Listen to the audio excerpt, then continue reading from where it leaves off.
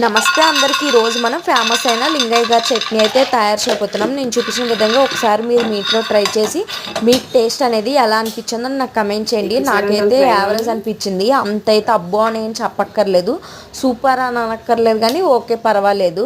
నేను చూపించిన విధంగా ట్రై చేయండి. కడాయి పెట్టుకొని మామూలుగా పల్లీలు వేసి బాగా ఫ్రై చేసుకోండి.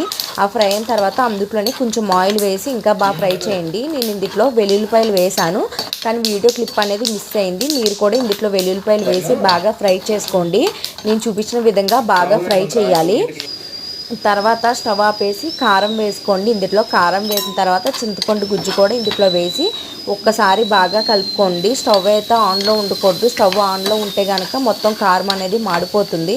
ఇలా కలిపి చల్లారేదాకా పక్కన పెట్టుకోండి. ఇప్పుడు ఇందులో తాలింపు వేసుకోవాలి. ఇప్పుడు ఆ కడాయిలో ఆయిల్ వేసుకొని ఇందులో ఆవాలు వేసుకొని బాగా చిటపటలాడిన తర్వాత మినప్పప్పు, నెక్స్ట్ వచ్చేసి జీలకర్ర వేసి బాగా ఫ్రై చేసుకోండి. మీ దగ్గర ఉంటే గుళ్ళుపప్పు వేసుకోండి.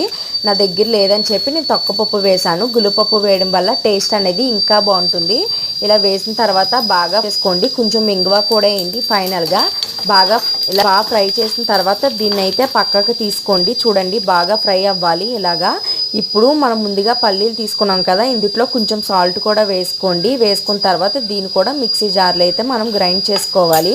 ఇలా ఈ విధంగా గ్రైండ్ చేసుకున్న తర్వాత ఈ ముందుగా తీసుకున్న తాలింపు కూడా ఇందులో వేసి కచ్చాపిచ్చగా గ్రైండ్ చేసుకోండి. అంతే, రుచికరమైన లింగయ్య గారి చట్నీ అయితే రెడీ అయిపోయింది. ఇలాంటి మంచి వీడియోస్ కోసం మన ఛానల్ని సబ్స్క్రైబ్ చేయండి, లైక్ చేయండి.